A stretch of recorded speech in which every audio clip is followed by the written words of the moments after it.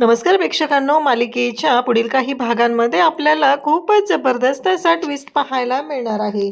Finally सावली आणि सारंग यांनी बाळाला जन्म दिलेला आहे आणि त्या बाळाचं स्वागत सुद्धा घरी दणक्यात होणार आहे. पण त्याच्या आधी जे अडथळे येणार आहेत, नक्की काय होणार आहे? हॉस्पिटलमध्ये सावलीचं बाळ ऐश्वर्या गायब करण्याचा प्रयत्न करणार आहे, पण जगन्नाथनं दिलेल्या संकेतामुळं इकडे सारंग बाळाला वाचवणार आहे. हे सगळं कशा पद्धतीनं होणार आहे ते आपण पाहणार आहोत. त्यासाठी हा व्हिडिओ शेवटपर्यंत पहा. त्याचबरोबर चॅनलवरती नवीन असाल तर चॅनलला सबस्क्राईब करा. तर इकडे सावली आणि सारंग आता बाहेर गेलेले असतात, म्हणजे त्या गावाकडे गेलेले असतात. तर तिथे हरिनाम सप्ताह सुरू आहे. त्यामुळं सारंग आणि सावली दोघंही आता हरिनाम सप्ताहाच्या तिथे थांबलेले आहेत आणि नेमकं तो जो सदाशिव आहे त्याला पकडायचा आहे. आणि त्याचबरोबर गावकऱ्यांचं मनसुद्धा त्यांनी जिंकलेलं आहे. तर गावकऱ्यांनी सांगितलेलं असतं की आता उशीर झाला आहे तर मुक्काम करा. म्हणून सावली आणि सारंग तिथेच गावाकडे राहिलेले आहेत आणि एका घरामध्ये ते राहिलेले असतात. परंतु अचानक सारंगला कशाचा तरी आवाज येतो. मग सारंग उठतो. त्याला असं जाणवतं की कोणीतरी आलंय तिथं. म्हणून सारंग उठतो, दरवाजा उघडतो आणि बाहेर येतो. हातामध्ये त्याच्या कंदील असतो. तर कंदील घेऊन तो बाहेर आलेला असतो आणि नेमकं त्याच वेळी त्याने काय करतो तर बाहेर येताना घराला बाहेरून कडी लावलेली असते. आता सावली झोपलेली असते. सावलीला यातलं काहीच माहिती नसतं आणि सारंग नेमका शोधाशोध करत बाहेर निघालेला असतो. आणि त्याच वेळी सारंग जेव्हा बाहेर निघालेला आहे तेव्हा सावलीला माहीत नाही आहे. सावली अचानक उठते, पाहते तर सारंग नाही आहे. दरवाजा वाजवायला सुरुवात करते, कारण सारंगला अंधाराची खूप भीती वाटत असते. आता काय करायचा हा मोठा प्रश्न उभा राहिलेला असतो. तर सावली आता सारंगच्या मागे मागे चाललेली असते आणि अचानक सारंगला तो जो सदाशिव आहे तो पाठीमागून एक दगड मारतो आणि सारंगच्या हातातला जो कंदील आहे तो कंदील खाली पडतो. आता कंदील खाली पडल्यानंतर तिथे पूर्ण काळोख झालेला असतो आणि सारंगला तर काळोखाची किती भीती आहे ते आपल्याला माहितीच आहे. आणि सारंग मात्र खूप घाबरलेला असतो. त्याच वेळी इकडे आपल्याला पाहायला मिळतं ते म्हणजे सारंग घाबरलाय आणि इकडे सावली दरवाजा जोरजोरात आपटत आहे. कारण सारंग सर कुठे आहेत? एवढ्या अंधारात सारंग सर कुठे गेलेत हा प्रश्न सावलीला पडलेला असतो. आणि म्हणूनच सावली दरवाजा आपटत असते आणि फायनली कडी निघते. पण नेमकं बबलू आणि देवासुद्धा त्याच गावात राहिलेले असतात आणि ते दोघंही आता तिथे आलेले असतात. आणि सारंग घाबरलेला आहे तेव्हा देवा सावली तोपर्यंत तिथं पोहोचते आणि मग तिथे उजेड केल्यानंतर सारंग थोडासा सावरतो. त्यानंतर देवा विचारतो की काय झालंय, म्हणजे ब्रदर हे सगळं काय होतंय? तेव्हा तो सांगू लागतो की नाही. सावली सांगते की सारंग सरांना ह्या गोष्टीची खूप भीती वाटते. अंधाराला ते खूप घाबरतात.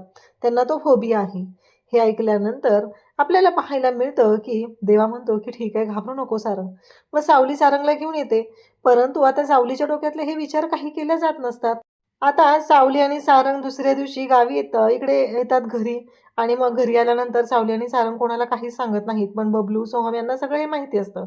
इकडे ऐश्वर्याचं कांड सुरू आहे, कारण तिने आता भैरवीला चॅलेंज दिलेलं आहे की मी ताराला गाणं गायला सांगेल आणि गाणं गाण्यासाठी तिला प्रवृत्त करेल आणि तिनं ॲक्टिंग केली नाही पाहिजे, असं मी घरातल्या प्रत्येकाला ताराच्या विरोधात उभं करेल. इकडे आता ती तिलोत्तमाकडे येते आणि तिलोत्तमाला म्हणू लागते की मॉम, खरं तर मी असं नाही बोललं पाहिजे, पण मला तुम्हाला ना एक गोष्ट सांगायची आहे. तेव्हा मात्र तिलोत्तमा म्हणते काय झालं, बोल ना.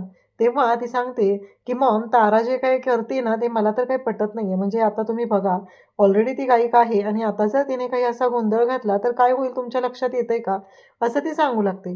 तेव्हा इकडे तिलोत्तमा मात्र तिला चिडकारून लावते आणि तिला म्हणते की तू नको विचार करू या गोष्टींचा, आमच्या आम्ही बघून घेऊ. कारण ताराला हे सगळं करायचं आहे आणि तिची इच्छा आहे तर तिनं हे सगळं केलंच पाहिजे, असं म्हणत इकडे आता तिलोत्तमाने ऐश्वर्याचा डाव उधळून लावलेला असतो. सारंग जगन्नाथला फोन करते. सावली जगन्नाथला फोन करते आणि जगन्नाथशी बोलत असते. तेव्हा मात्र जगन्नाथ म्हणतो की काय झालं, काय प्रॉब्लेम आलेला होता तुला?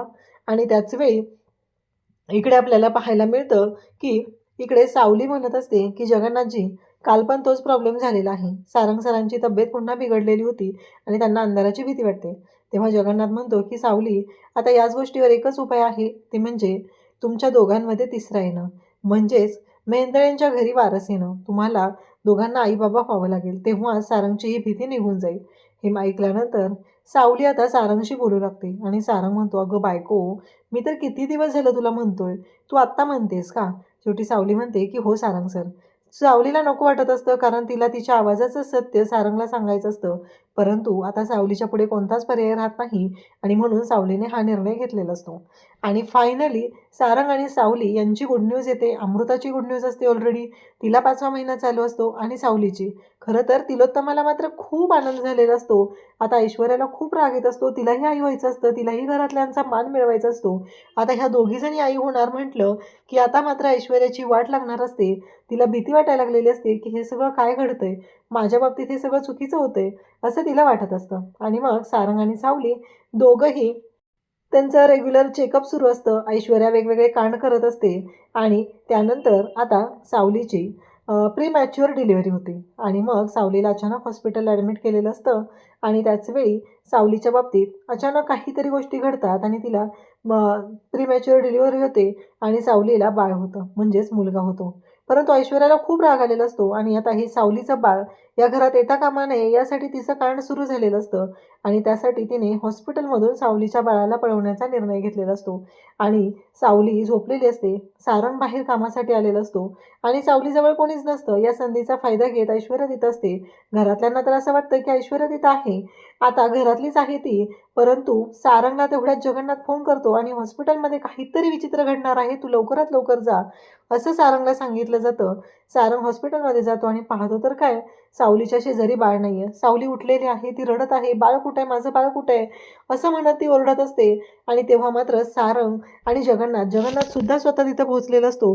जगन्नाथने सगळे हॉस्पिटलचे गेट बंद केलेले असतात, सगळे डोअर बंद केलेले असतात आणि त्याचबरोबर CCTV फुटेज चेक केलं जातं. तेव्हा ऐश्वर्या त्या बाळाला घेऊन चाललेली आहे हे दिसत असतं. कारण ऐश्वर्या घरातली आहे, पण बाळाला घेऊन का चालली हा प्रश्न इकडे सारंगला सुद्धा पडलेला असतो. कारण ऐश्वर्या लपून छपून मागच्या दरवाजाने निघालेली असते. आणि तेव्हा मात्र सारंग सिक्युरिटीला बोलवतो आणि ऐश्वर्याला पकडतो. तोपर्यंत इकडे हॉस्पिटलच्या स्टाफने सुद्धा ऐश्वर्याला पकडलेलं असतं आणि तिच्या हातातून बाळ घेतलेलं असतं. तेव्हा मात्र सावलीला ही गोष्ट सांगितली जात नाही. सावलीला फक्त एवढं सांगितलं जातं की बाळाला चेकअप करण्यासाठी घेऊन गेलेले होते. परंतु जगन्नाथ आणि सारंग विचार करू लागतात. जगन्नाथ म्हणतो की सारंग, हे एक लक्षात ठेवा, आज जे घडलेलं आहे ते चुकीचं आहे. कारण असं घडता कामा नये. तुझ्या बाळाच्या जीवाला धोका आहे, तुला जास्त रक्षण करावं लागणार आहे. जगन्नाथला सारंग सांगू लागतो की काळजी करू नका जगन्नाथजी, मी सावलीचं आणि आमच्या बाळाचं दोघांचंही रक्षण करेन. आतापर्यंत मी तिला व्यवस्थितच जपलेलं आहे आणि इथून पुढं त्या दोघांनाही व्यवस्थित सांभाळणार आहे. आता जगन्नाथला सारंगने शब्द दिलेला असतो आणि फायनली आता सावली आणि सारंग बाळाला घेऊन घरी येतात. तिलोत्तमाला तर खूप आनंद झालेला असतो. मेहेंदळ्यांचा वारस घरी आलेला आहे, कारण अमृताला मुलगी झालेली असते आणि आता सावलीला मुलगा झालेला असतो. त्यामुळं इकडे लक्ष्मीही आलेली आहे आणि इकडे कुलदीपकसुद्धा आलेला आहे. त्यामुळं मेहेंदळ्यांच्या घरचं वातावरण खूप आनंदी असतं. आणि त्याचवेळी आपल्याला पाहायला मिळतं ते म्हणजे की आता सावलीचं स्वागत केलं जातं. तिलोत्तमा स्वतः औक्षणाचं ताट घेऊन सावलीच्या समोर असते आणि सावलीचं स्वागत करते, तिचं औक्षण करते आणि तिला घेऊन आता तिलोत्तमा आतमध्ये येते आणि आपल्या नातवाचं कोडकौतुक करू लागते. अशाच अपडेटसाठी चॅनलशी कनेक्ट राहा. थँक्यू.